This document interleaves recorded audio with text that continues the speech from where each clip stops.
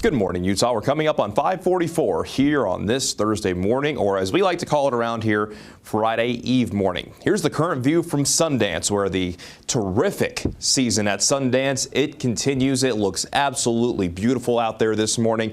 And just got the report that Sundance has picked up another foot of snow just within the last 24 hours. So the fantastic season at Sundance continues, hoping to get some more of those snow totals for our mountains as we go throughout the next hour or so. And within the next hour or so, the latest drought monitor is also expected to come out. So make sure that you stay tuned through the morning show as we'll continue to bring you those details.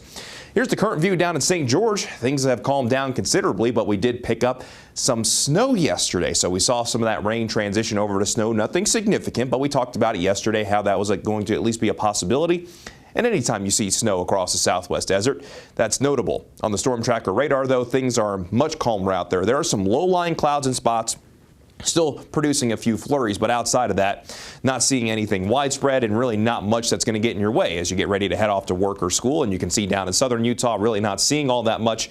So I would not be surprised if the winter storm warning that we have for the LaSalle and Navajo Mountains that continues through 11 o'clock gets canceled. So that's the only winter alert that we have left. Now we still have the winter or the wind advisory for lower Washington County that continues through 11 o'clock this morning, as we could see some gusts upwards of 55 miles per hour. Now your dog walking forecast didn't show this yesterday because it really wasn't a great day to take your dog for a walk, but Merle here looks like she is ready to go for that walk. She's looking at you, she's like, we haven't been able to go for a walk the last couple of days, so you need to take me for a walk. So I think she's going to be pretty excited to do so.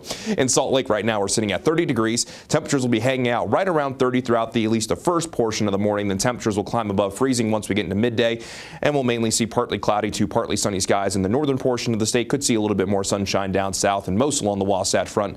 We'll eventually see that daytime high climb into the mid-30s, which is about 10 degrees below where we should be for this time of year. And when you factor in the northwesterly breeze, it'll make it just feel that little bit colder. So you can subtract about 5 to 10 degrees from what you see here, and that's going to be your real feel as we go into this afternoon. So a daytime high of 35 in Salt Lake, 34 in Tooele, 27 degrees in Park City, 31 in Heber, 31 degrees in Duchesne. Then as we make our way down into central Utah, a high of 28 in Nephi, 36 in Castledale, 43 in Green River, 28 degrees in Vernal. Could see some haze in the Uinta Basin, but shouldn't be too bad. Bryce Canyon, a daytime high of 29, maybe some residual flurries in the high country in the southern portion of the state, especially southeastern Utah, with a daytime high of 30 in Monticello, but we'll top out right around 50 in St. George, so not looking to be a bad day across the southwest desert. Now, as we begin the Futurecast, 3 o'clock this afternoon, notice calm conditions across the state. But of course, as quickly as we get used to calm conditions, we know that they're not going to be sticking around based on what we've seen so far this winter. And as we go into tonight, clouds will start to increase in northern Utah as a weak cold front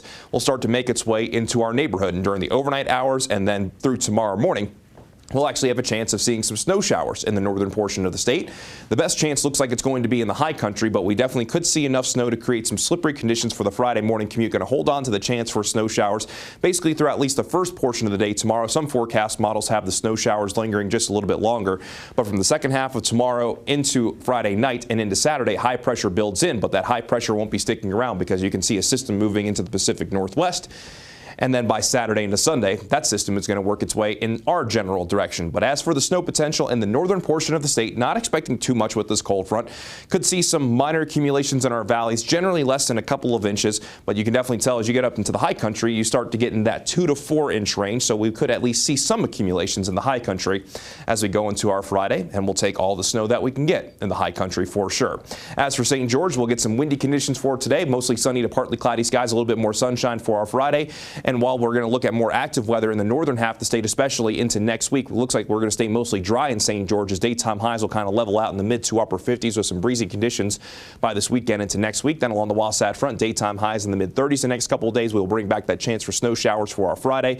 Then going into Saturday and Sunday, we could see that chance return from late Saturday into Sunday, holding on to a slight chance Monday into Tuesday as temperatures will warm to the low 40s and then back into the middle 30s by the middle of next week.